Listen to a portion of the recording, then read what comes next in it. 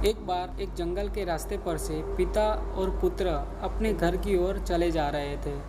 तभी रास्ते की ढलान पर से पुत्र का पैर फिसला और वह बड़ी ही तेजी के साथ खाई की ओर जाने लगा। तभी उसके हाथ में एक बांस का पेड़ आ गया। उसने उस बांस के पेड़ को मजबूती के साथ पकड़े रखा। बांस धनुष की तरह मुड़ा लेकिन टूटा नहीं, ना ही तो वह जमीन से उखड़ा। पुत्र ने मजबूती के साथ बांस को थोड़ी देर पकड़े रखा।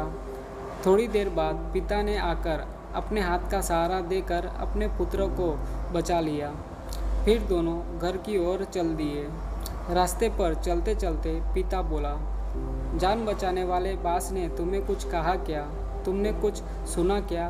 पुत्र ने कहा, नहीं पिताजी, मेरे प्राण संकट में थे तो मैंने ध्यान नहीं दिया, और मुझे तो पेड़ पौधों की भाषा भी नहीं आती। आप ही बता दीजिए।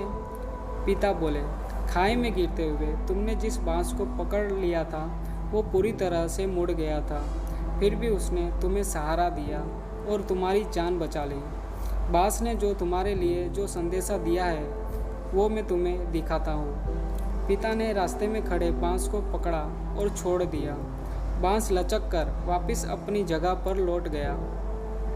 पिता ने कहा, पुत्र, पौधों की भाषा तो मुझे भी नहीं आती।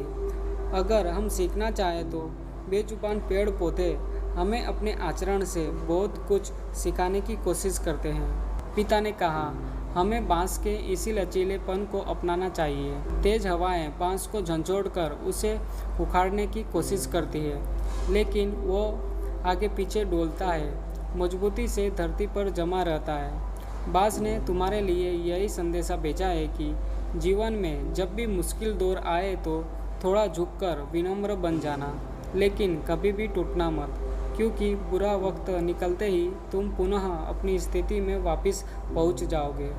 पुत्र बड़े ही गौर से अपने पिता की बातों को सुन रहा था। पिता ने आगे कहा, बांस न केवल तनाव को झेल जाता है, बल्कि उसी तनाव को अपनी शक्ति बना लेता है और दोगुनी गति से ऊपर की तरफ बढ़ता है।